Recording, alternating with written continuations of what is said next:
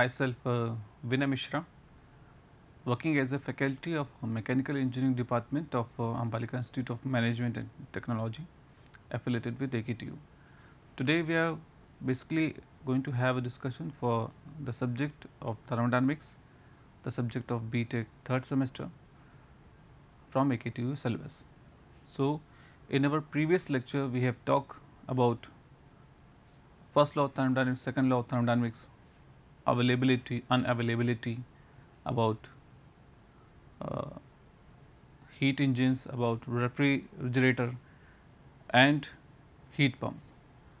Moreover, we have also discussed about the concept of entropy, how it is useful in our life, how we are going to use the concept of entropy for the heat engine as well as the heat pump and the rest of the mechanical elements. Now, today we are going to have a discussion basically on the steam and Rankine cycle. So, if we talk in the previous lecture, we have already talked about the latent heat, sensible heat, the specific heat. A little bit I am going to discuss, I am going to repeat, so that it will be more useful for you. So, latent heat is basically the the heat required to change the phase of the substance at the constant temperature. We have already discussed in the earlier classes. Sensible heat is the amount of heat required to raise the temperature in the same phase, and specific heat is basically the kind of a heat which is required to raise the temperature by 1 degree centigrade if we are considering 1 kilogram, 1 unit mass of the substance itself. So, basically we have seen that we are having two types of specific heat. The first one is just Cp, the second one is just Cv. The process takes place in such a way that the pressure remains constant and the amount of heat given to the system in order to raise the temperature by 1 degree centigrade when its mass is 1 kilogram. In that condition, the kind of heat given to the system is known as the specific heat at constant pressure.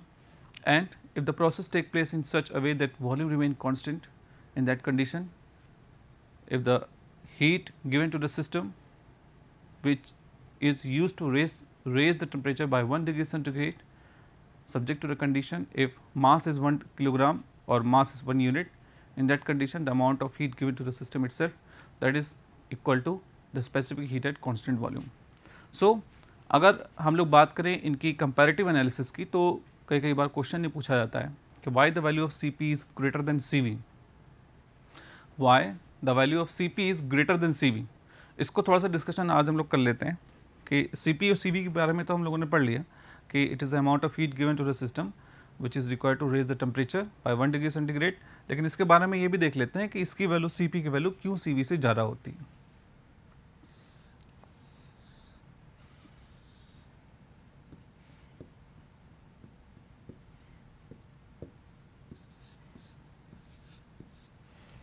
Suppose एक container है, gas है, इसमें ऊपर partition लगा हुआ है. अगर हम लोग हीट दें और let the process take place in such a way that pressure remain constant, अगर इसका प्रेशर कांस्टेंट रहने दें हम, तो होगा क्या, there is expansion of gases, the expansion of gases are there. अगर हीट हम दे रहे हैं तो गैस एक्सपेंड करेगी, यानी ये पार्टीशन ऊपर मूव करेगा, यानी जो पिस्टन है हमारा ऊपर मूव करेगा, इसको पिस्टन कहें तो. इस कंडीशन में जब ऊपर मूव करेगा तो ये कुछ वर्क करेगा. Definitely the kind of work done must be there because the change in volume take place. Because ये अगर ऊपर जा रहा है तो जाहिर सी बात है इसका वॉल्यूम चेंज होगा, गैसेस फैलेंगी तो वॉल्यूम उसका बढ़ेगा. अगर गैसेस फैलेंगी, वॉल्यूम उसका बढ़ेगा, दैट मीन्स गैसेस कुछ वर्क करेगी, मतलब गैसेस एक काम करेगी, W वर्क डन करेगी इसके एक्सपेंशन होने में. और ये एक्सपेंशन हो क्यों रहा है, क्योंकि हमें प्रेशर कांस्टेंट रखना है. अगर प्रेशर कांस्टेंट रखना है तो जाहिर सी बात है वॉल्यूम एक्सपेंशन इसका होगा. प्रेशर कांस्टेंट रखना है तो इसका वॉल्यूम बढ़ेगा अगर हम हीट देंगे, क्योंकि ये फैलेगी. और जब ये फैलेगी तो मान लीजिए यहाँ से ये यहाँ पर पहुँच गया, यानी dx, या डिस्टेंस जो है चेंज इन वॉल्यूम अगर है इसका dv अगर मान लें, तो उस कंडीशन में तो चेंज इन वॉल्यूम होगा वो dv होगा, और प्रेशर अगर हम लोग देखें कांस्टेंट है तो उस कंडीशन में जो वर्क डन होगा हमारा pdv होगा, वर्क डन होगा हमारा pdv। यानी हीट देने पे, हीट के दो काम हुए यहाँ पे, the heat is performing to work, the first one is to raising its temperature, first one इसके टेम्परेचर को रेज कर रहा है, और दूसरा इसका पार्ट एक वर्क डन में भी कन्वर्ट हो रहा है। यानी जो हीट हम दे रहे हैं वो एक तो इसका टेम्परेचर बढ़ा रहा है और दूसरा वर्क डन भी कर रहा है। फर्स्ट लॉ से अगर हम इस प्रोसेस को कांस्टेंट वॉल्यूम पे करें, सपोज इस प्रोसेस को अगर हम कांस्टेंट वॉल्यूम पे करें तो हम देखते हैं क्या होगा।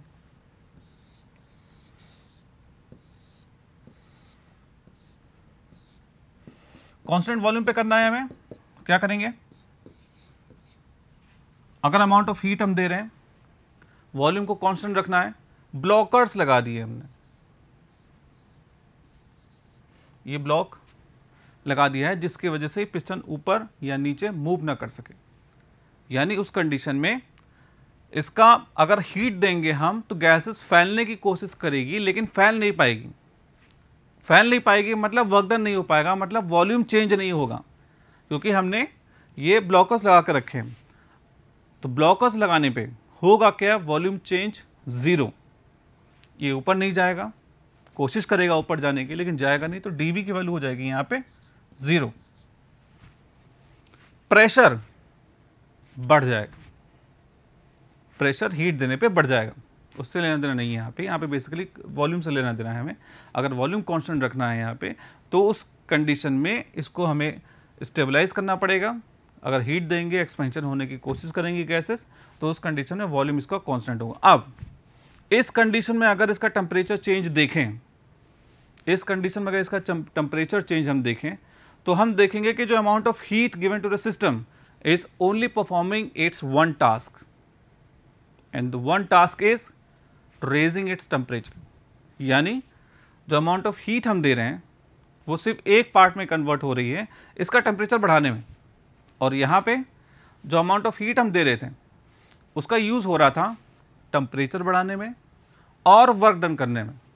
तो जाहिर सी बात है अगर 1 डिग्री सेंटीग्रेड टेम्परेचर यहाँ बढ़ाना हो और 1 डिग्री सेंटीग्रेड टेम्परेचर यहाँ बढ़ाना हो तो उस कंडीशन में the amount of heat given over here that must be higher as compare to the amount of heat given an constant volume process. यानी कांस्टेंट प्रेशर प्रोसेस में जो अमाउंट ऑफ हीट हम देंगे, गैस का temperature 1 degree centigrade बढ़ाने के लिए जब उसका मास 1 किलोग्राम होगा, उस कंडीशन में हमें ज़्यादा हीट देनी पड़ेगी as compare to the system which is performing on constant volume.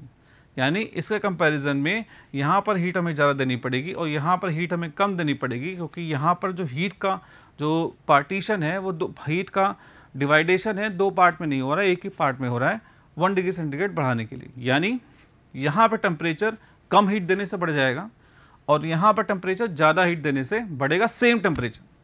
अगर सेम गैस ले लें तो सेम, दोनों का मास 1 है, दोनों का temperature change in temperature 1 degree centigrade है और दोनों सी सेम एटमॉस्फेयर में अगर होंगे तो उस कंडीशन में हम ये कहेंगे कि अगर ये कांस्टेंट वॉल्यूम में होगा तो यहाँ पर हीट 1 डिग्री सेंटीग्रेड बढ़ाने के लिए हमको कम देनी पड़ेगी, और कांस्टेंट प्रेशर में जब ये प्रोसेस होगा तो 1 डिग्री सेंटीग्रेड बढ़ाने के लिए हीट हमको जो हीट है वो ज़्यादा देनी पड़ेगी। इसलिए the Cp is having larger value as compare to the Cv। In this way we can say the amount of heat given to the system at constant pressure is higher as compared to the amount of heat given to the system which is performing at constant volume. Yani the amount of heat, I am repeating, the amount of heat required to raise the temperature of a substance by 1 degree centigrade when the mass is 1 kilogram at a constant pressure is somewhat higher as compared to the heat given to raise the temperature by 1 degree centigrade of 1 kilogram gas if it is taking place at constant volume. So, we can simply say that the value of Cp is larger as compared to Cv. Cp is, we can say, Cp की value Cv से ज़्यादा होती है और Cp minus Cv R के बराबर होता है, ये हम लोग को पहले ही पता है, जो एक पॉजिटिव वैल्यू है। इस तरीके से हम लोगों ने देखा कि Cp Cv के वैल्यू में क्या डिफरेंस होते हैं, कैसे हम लोग इसको डिफाइन करेंगे, कैसे इसका कंपैरिजन करेंगे।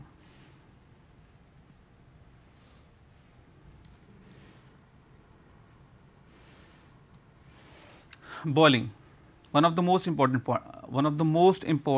part. What is boiling? अगर हम लोग बॉइलिंग की बात करें, अगर हम लोग को रैंकाइन साइकिल समझना है, अगर हम लोग प्रॉपर्टीज ऑफ स्टीम के बारे में समझना है, तो बॉइलिंग को समझना बहुत ज़रूरी है। अगर बॉइलिंग को नहीं समझ पाएंगे तो रैंकाइन साइकिल को नहीं समझ पाएंगे, उसके एनालिसिस को नहीं समझ पाएंगे और जो न्यूमेरिकल्स है उसमें वो उसको हम लोग समझ नहीं पाएंगे। तो basically what we need to understand the basic concept of boiling and vapour pressure. So boiling, if we talk about boiling, in the simple word we can say the boiling is a kind of conversion of water into steam.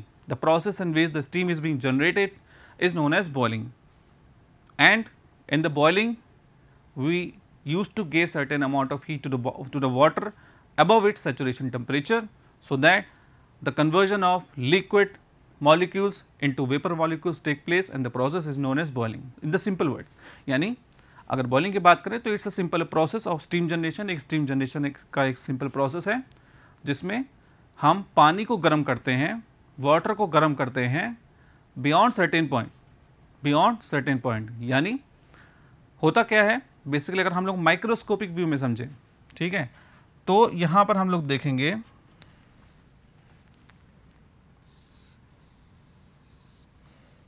यहाँ पर हम लोगों ने water ले लिया,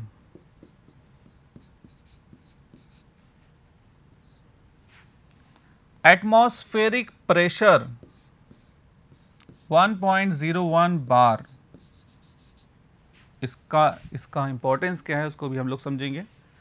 atmospheric pressure अगर 1.01 बार है तो उस कंडीशन में इसका बॉइलिंग टेम्परेचर 100 डिग्री सेंटीग्रेड होगा, यानी पानी जो बॉयल करेगा वो 100 डिग्री सेंटीग्रेड पे बॉयल करेगा। इनिशियल टेम्परेचर मान लीजिए इसका 50 डिग्री सेंटीग्रेड है, तो जैसे ही हम हीट देंगे वैसे ही इसका टेम्परेचर बढ़ता चला जाएगा, 50, 60, 70, 80, 99 इस तरीके से चलता चला जाएगा। कहाँ तक जाएगा? 99.99, 100 से जस्ट पहले तक जाएगा। जैसे ही 100 पहुँचेगा, जो वाटर के मॉलिक्यूल्स हैं वो स्टीम में कन्वर्ट होते चले जाएंगे, स्टीम जनरेशन स्टार्ट हो जाएगा, बॉइलिंग स्टार्ट हो जाएगी। यानी when the instant at which the temperature of this water reaches 100 degree centigrade, at that instant the boiling starts, and we can say the steam generation take place, the kind of conversion of liquid into vapor form is taking place। यानी conversion हो रहा है liquid से vapor के form में, ठीक है। तो इस प्रोसेस को हम लोग बॉइलिंग कहेंगे। लेकिन हम लोग ये जनरली बताते हैं कि बॉइलिंग 100 डिग्री सेंटीग्रेड पे होती है, ऐसा कहना बिल्कुल गलत है। Basically it is not the temperature only which is responsible for boiling. Basically we can say that the kind of pressure is there which is exactly responsible for the boiling process. यानी temperature से ज़्यादा responsibility pressure की होती है boiling को proceed करने के लिए। फॉर एग्जाम्पल, इस एटमॉस्फेरिक प्रेशर को अगर हम लोग बढ़ा दें 1.01 बार से 2.3 पॉइंट समथिंग कर दें, उस कंडीशन में ये पानी 100 डिग्री सेंटीग्रेड पे बॉयल कभी नहीं करेगा। यानी इसका जो बॉइलिंग पॉइंट है वो बढ़ जाएगा, 120-30 करस्पॉन्डिंग जो भी वैल्यू है उसका हो जाएगा। यानी 100 degree centigrade is not the specific temperature always, it is not the boiling point always, but it depends on the atmospheric pressure and the kind of pressure exerted by the water itself, by the vapor itself, that is known as vapor pressure. ठीक है, तो यहाँ पर अगर हम लोग बात करें प्रेशर की, एटमॉस्फेरिक प्रेशर की, तो एटमॉस्फेरिक प्रेशर ज़्यादा करने पे ये जो पानी 100 पे बॉयल हो रहा था अब होगा ज़्यादा पे बॉयल होगा। अगर प्रेशर कम कर दें, अगर प्रेशर हम कम कर दें इसका 1.01 बार से 0.5 बार कर दें, तो हम लोग देखेंगे कि इसका बॉइलिंग पॉइंट भी कम होता चला जाएगा। यानी जो पहले 100 डिग्री सेंटीग्रेड पे कर रहा था अब वो बॉयल करेगा 100 डिग्री से नीचे। ठीक है, तो यहाँ पे कभी कभी एक इंटरेस्टिंग सा क्वेश्चन पूछा जाता है कि जनरली हम लोग ये कहते हैं कि boiling is the process in which the heat is being given to the system so that its temperature reaches about 100 degree centigrade and the steam generation take place. Now the question comes, the interesting question comes that whether it is possible that boiling will take place without giving heat, whether it is possible that boiling will take place without giving heat, without giving heat, क्या boiling possible है, यानी पानी का उबलना क्या possible है जब हम heat ना दे तो भी। अगर इसको हम लोग टेक्निकल सेंस में बोलें तो हम कहेंगे बिल्कुल पॉसिबल है। कैसे कंडीशन में होता क्या है, बाहर का प्रेशर है 1.01 बार, बाहर का टेम्परेचर कुछ है, हम लोग को क्या करना है, हम लोग देखते हैं अगर बाहर का टेम्परेचर सराउंडिंग का टेम्परेचर 25 डिग्री सेंटीग्रेड है, यानी हम लोग बात कर रहे हैं कि 25 डिग्री सेंटीग्रेड पे क्या बॉइलिंग हो सकती है बिना हीट दे करके। तो हम लोग सिंपली कहेंगे हाँ, कैसे, हम लोग को करना क्या पड़ेगा, सिर्फ ये जो एटमॉस्फेरिक प्रेशर है उसको कम करना पड़ेगा। एटमॉस्फेरिक प्रेशर को कम करने से प्रेशर फॉल हो जाएगा 0.5 का 0.2 0.3 इस तरीके से करके करते करते कम होता चला जाएगा। एक पॉइंट ऐसा आएगा जिसमें इसका बॉइलिंग टेम्परेचर 25 से कम हो जाएगा। एक पॉइंट ऐसा आएगा जिसमें इसका बॉइलिंग टेम्परेचर 25 से कम हो जाए। क्यों, अगर एटमॉस्फेरिक प्रेशर कम कर दें हम तो उसका बॉइलिंग टेम्परेचर कम होता चला जा रहा है। अगर 0.5 कर दें तो हो सकता है 90 चला आए या 80 हो जाए, इस तरीके से और कम कम करते चले जाएं अगर हम, तो एक पॉइंट पर हम लोग देखेंगे कि पानी का जो बॉइलिंग टेम्परेचर है, सैचुरेशन टेम्परेचर है, वो कम होता चला जाएगा। उस कम टेम्परेचर पे हम लोग ये कहेंगे कि अगर 25 से नीचे आ गया तो वहाँ पर पानी अपने आप बॉयल करने लगेगा। ये जो टेम्परेचर है इसके लिए हीट का काम करेगा। ये जो टेम्परेचर है 25 डिग्री सेंटीग्रेड, इसके लिए एज ए हीट काम करेगा वो, और बिना हीट दे करके, एडिशनल हीट दे करके, बिना एडिशनल हीट दे करके पानी हमारा बॉयल करने लगेगा। तो this is the basic concept of basically the boiling. Okay, next हम लोग देखते हैं इसके लिए रिस्पॉन्सिबल क्या होता है। इसके लिए बेसिकली जो रिस्पॉन्सिबल टर्म है वो है vapour pressure. Vapour pressure is the most important term which is used in the boiling process. Basically we are having two types of pressure. दो प्रेशर होते हैं जो आपस में बैलेंस होते हैं। The first one is the atmospheric pressure and the second one is the vapour pressure.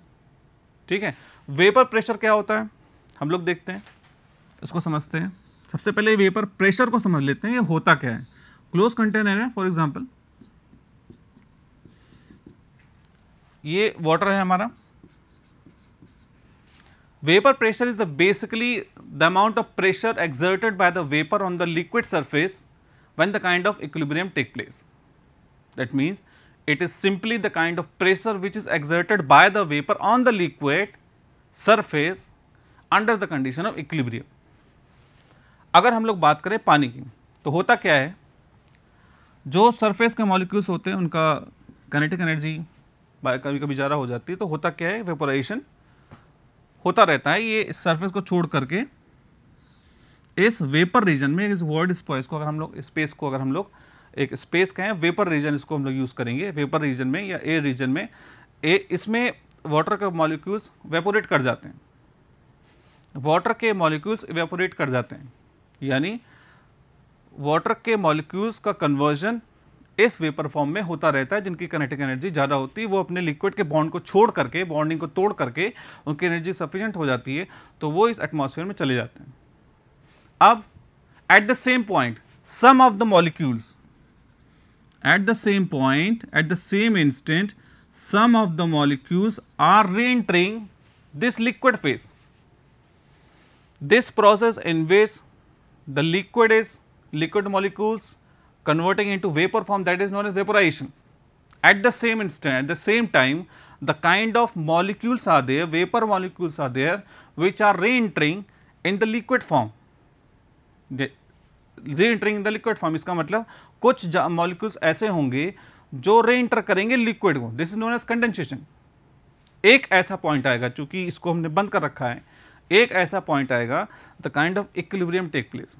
The rate of vaporization, जिस rate से वेपोराइजेशन हो रहा है, जिस रेट से कंडेंसेशन हो रहा है, दोनों बराबर हो जाएंगे. यानी the kind of equilibrium maintain between the vaporization and condensation process, that is the condition of equilibrium.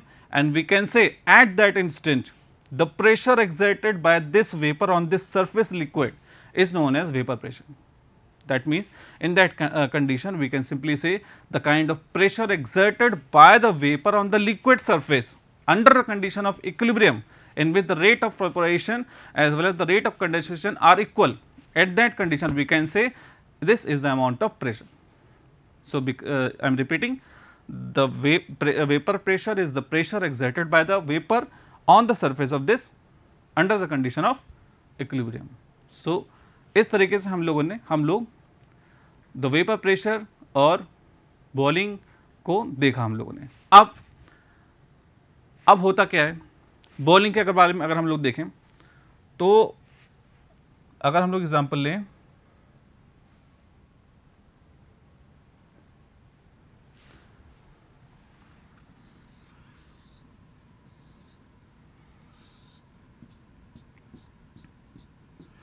मान लीजिए 50 डिग्री सेंटीग्रेड पे पानी है और ऊपर का एटमॉस्फेरिक प्रेशर 1.01 बार. हमने बताया दो तरीके के प्रेशर आपस में बैलेंस करते हैं, तब बॉइलिंग के लिए वो दोनों प्रेशर रिस्पॉन्सिबल होते हैं. The first one is atmospheric pressure, the first one is atmospheric pressure.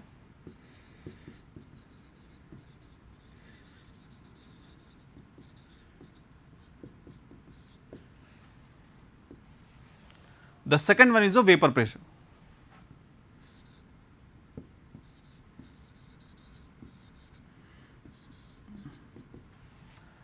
Atmospheric pressure is the pressure created by the atmosphere on the surface, and the vapor pressure is basically the pressure exerted by the vapor of that liquid molecules. यानी इस pressure को ये pressure balance करता है. अब होता क्या है, अगर 50 डिग्री सेंटीग्रेड पे पानी है तो इसके corresponding saturation temperature 100 degree centigrade होता है. इसके करस्पॉन्डिंग 1.01 बार अगर स्टीम टेबल में देखेंगे तो सैचुरेशन टेम्परेचर उसका 100 डिग्री सेंटीग्रेड होगा. यानी 1.01 बार के लिए एटमॉस्फेरिक प्रेशर 1.01 बार के लिए पानी जो है 100 पे बॉयल करेगा.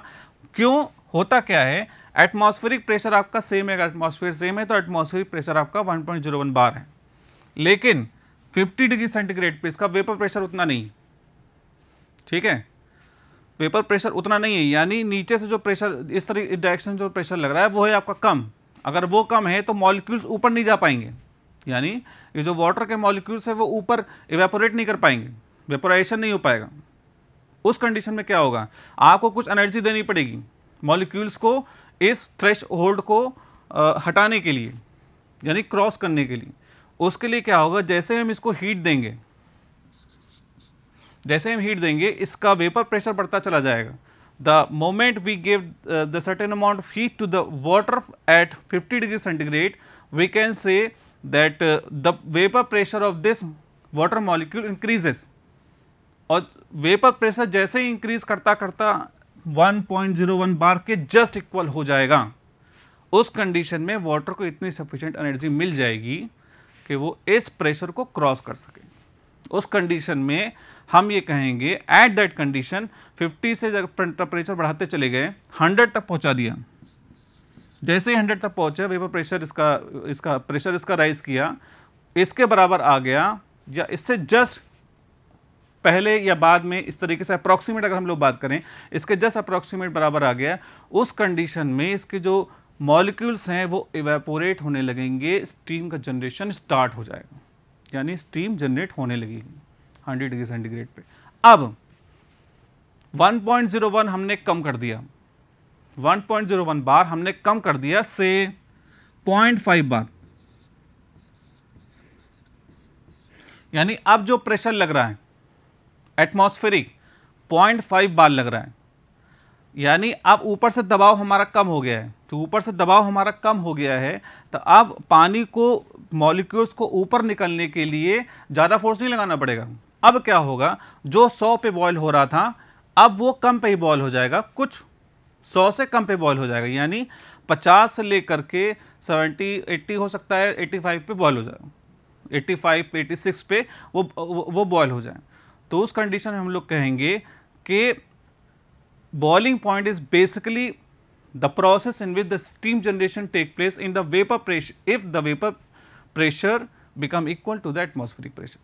यानी इसका जो प्रेशर है जब एटमॉस्फेरिक प्रेशर के बराबर हो जाएगा उस कंडीशन में स्टीम जनरेशन हो जाएगा, स्टीम जनरेशन होने लगेगा और उस कंडीशन हम लोग कहेंगे द बॉइलिंग टेक प्लेस। इसीलिए कभी कभी हम लोग पहाड़ों पे देखते हैं, पहाड़ों पे जहाँ पर प्रेशर कम होता है वहाँ पर पानी जल्दी बॉयल हो जाता है।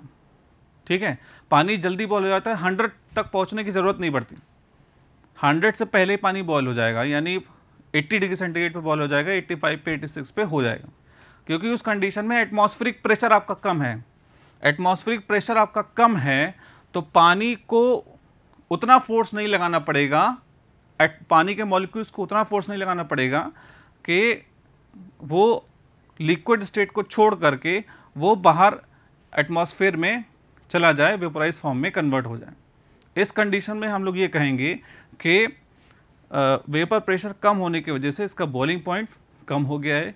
इस कंडीशन हम लोग कहेंगे कि यहाँ पे वेपोराइजेशन जो हो रहा है वो जल्दी हो जाएगा, 100 से पहले जल्दी हो जाएगा। अब दूसरा एग्जाम्पल, एटमॉस्फेरिक प्रेशर बढ़ा दें, 2 बार कर दें।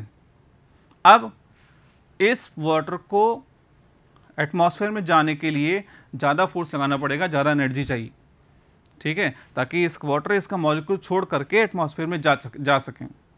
उस कंडीशन में हमें ज़्यादा एनर्जी देनी पड़ेगी, 100 से ज़्यादा देनी पड़ेगी, 100 से ज़्यादा देनी पड़ेगी, 110 115 इस तरीके से उसको देना पड़ेगा।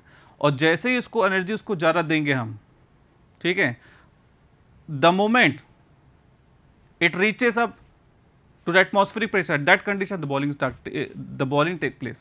यानी 100 डिग्री सेंटीग्रेड से ऊपर जब किसी कंडीशन में जब उसका वेपर प्रेशर एटमॉस्फेरिक प्रेशर के बराबर हो जाएगा, उस कंडीशन में हम लोग कहेंगे कि यहाँ पर बॉइलिंग स्टार्ट हो चुकी है। यानी एटमॉस्फेरिक प्रेशर बढ़ाने पे बॉइलिंग जो पॉइंट है वो बढ़ता है हमारा, और एटमॉस्फेरिक प्रेशर घटाने पे जो बॉइलिंग पॉइंट है वो हमारा घट जाएगा। तो this is all about the basic concept of boiling, the basic concept of vapor pressure. So today we have learned the basic concept associated with the boiling process, how boiling take place, what is the effect of boiling or BP or boiling point when the pressure, atmospheric pressure increases, when the vapor pressure increases, when the atmospheric pressure decreases. So इस तरीके से हम लोगों ने देखा atmospheric pressure जब increase करेगा, जो बॉइलिंग पॉइंट इंक्रीज़ करेगा, एटमॉस्फेरिक प्रेशर जब कम होगा तो हमारा बॉइलिंग पॉइंट भी 100 से कम हो जाएगा। इस तरीके से boiling is basically the process which is associated with the 2 pressure, that is the first one is your atmospheric pressure and the second one is your vapour pressure. So this is all about the concept of boiling and vapour pressure. और हमारे next lecture में हम लोग बात करेंगे Rankine cycle की और कुछ फेज ट्रांसफॉर्मेशन डायग्राम देखेंगे आगे के लेक्चर्स में। Okay, thank you.